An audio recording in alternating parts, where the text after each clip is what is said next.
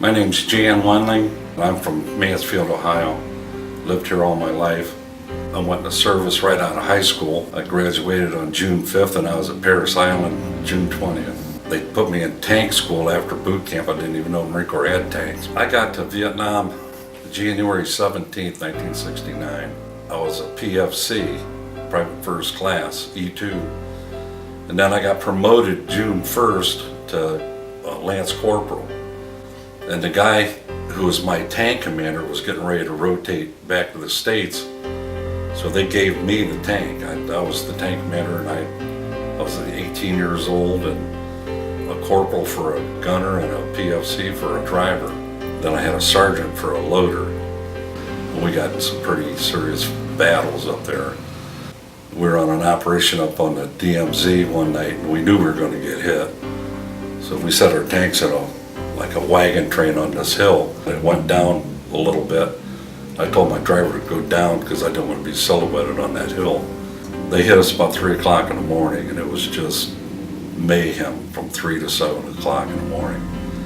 My captain and Oliver North were watching the North Vietnamese coming up through this draw through a starlight scope. The first rocket that they fired hit the cupola and killed the captain and blew Oliver North off the tank and wounded him. 2 weeks after that, we were working with Kilo 33 again.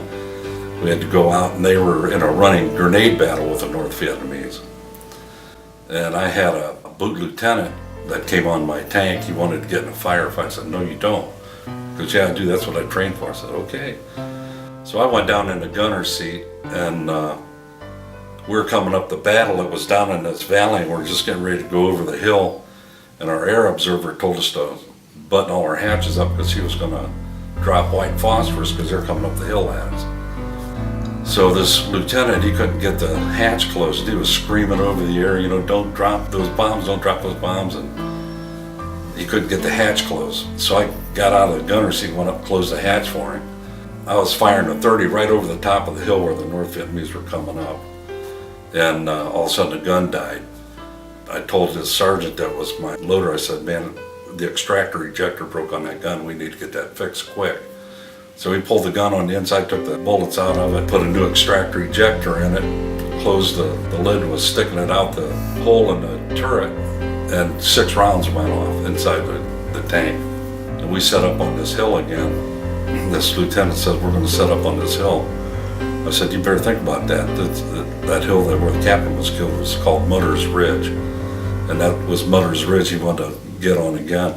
I said, "You remember what happened here last month?" He goes, "Oh my God, this is the place." I said, "Yeah." He said, "We're going back." I thought, "Oh, thank God." And I was never so scared in my life. I knew if we spent the night there, we'd all been killed. 3 brothers, and we're all a year apart, and when we graduated from high school, all joined the Marine Corps. I was the youngest brother. So my 2 oldest brothers went to Vietnam together. One was a sniper and one was a machine gunner. And then they came home, and my brother Jim went. He was a forward observer. He called in artillery for the infantry. I'd signed a waiver to get him out because I figured something was going to happen to him if I didn't. And I got to Vietnam and I sent him this letter. All he had to do was sign it. He could leave, but he didn't want to do it because I was still there. And he told me, he says, "If anything ever happened to you, I'd never be able to forgive myself." But he came up to see me just before he rotated back home. He was with me for 5 days, and we were under the gun for 5 days that he was there. So we were actually in combat together. He came home, and we made a pact if we ever went to the wall, we'd do it together, and we did. Really an inspirational thing to do. And I brought my searchlight cover home off of my tank. My name of my tank was the Bleeding Eyes, and it had a skull painted on the searchlight cover and blood coming out of the eyes. And I brought that back with me, and I left that at the wall with a picture with my crew. It'll be put in a museum somewhere. That night that the captain got killed, that completely changed my life. Completely. I mean, I didn't even think the same after that night. When you're that scared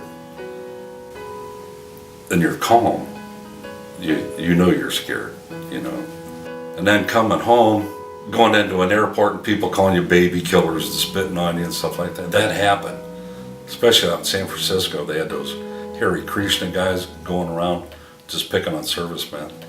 And I was proud of my uniform, you know, and I wore it in there, and I got more fights over that uniform, and my brothers did too. You know, and it just ticked me off because I loved that uniform so much, but I wanted to take it off, you know, because it was offending somebody. We all got on the police department. We walked beats, and it was really a rough city back then, but we knew everybody, and it was good to get along with them because they gave you information every once in a while, you know, to really help you out. You know, the biggest thing that I ever did, I think, was a guy called me one day and wanted to know if I wanted to be on the board to make the Vietnam Memorial here in Mansfield. And I thought, yeah, that would be neat to do. And we sat down with a blank piece of paper and we started figuring out what we wanted on this memorial. We went to the newsroom and got all the old clippings from the guys that got killed in Richland County. You know, anybody that spent any time in Vietnam back then knows almost everybody on that wall. And then we dedicated it in 2009, and there's quite a few people came up to see it. It was nice. And then the Bible, John 5:9 is, "Blessed are the peacekeepers, for they shall be the children of God."